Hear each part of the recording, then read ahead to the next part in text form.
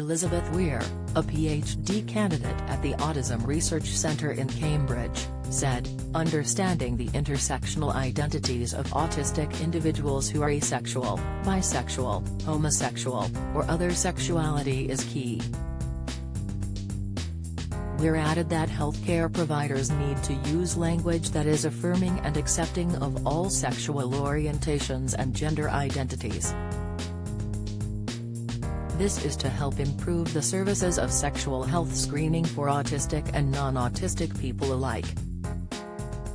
In the study, published in the journal Autism Research, the findings contradicted the stereotype that autistic individuals are uninterested in sexual or romantic relationships. Being the largest study to date, the team at the Autism Research Centre used anonymous, self-reported surveys to study the sexual activity, orientation, and sexual health of autistic adults.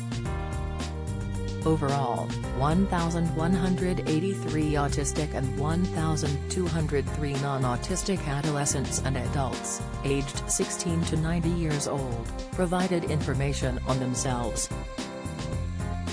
The results showed that 70% of autistic males and 76% of autistic females engaged in sexual activity. Meanwhile, 89% of non-autistic males and females reported engaging in sexual activity. What's more, there was no difference in the likelihood of ever contracting a sexually transmitted infection, STI, between both groups. STI. The symptoms of an STI, as pointed out by the NHS, can include an unusual discharge from the vagina, penis or anus pain when peeing, lumps or skin growths around the genitals or bottom, anus a rash, unusual vaginal bleeding, itchy genitals or anus blisters and sores around your genitals or anus, warts around your genitals or anus, warts in your mouth or throat, but this is very rare. If you're presenting with any signs of an STI, you should visit a sexual health clinic.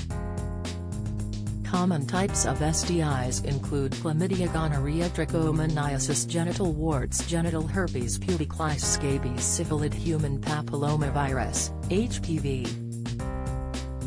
The research also found that autistic adults and adolescents are approximately 8 times more likely to identify as asexual and other sexuality than their non-autistic peers.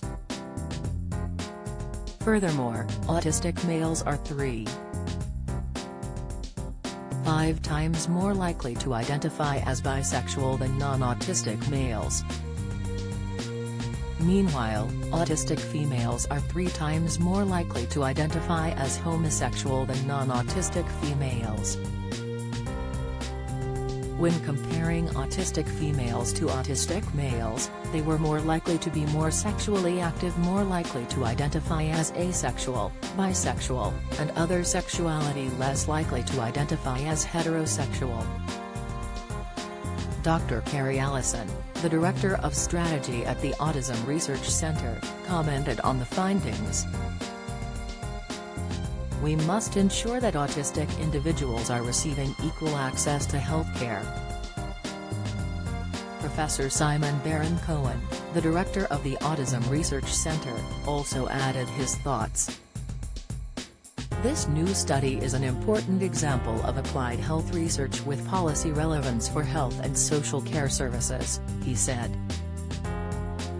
Symptoms of autism in adults. The NHS pointed out common symptoms, such as finding it hard to understand what others are thinking or feeling, getting very anxious about social situations, finding it hard to make friends or preferring to be on your own, seeming blunt, rude or not interested in others without meaning to, finding it hard to say how you feel, taking things very literally. For example, you may not understand sarcasm or phrases like break a leg, having the same routine every day and getting very anxious if it changes.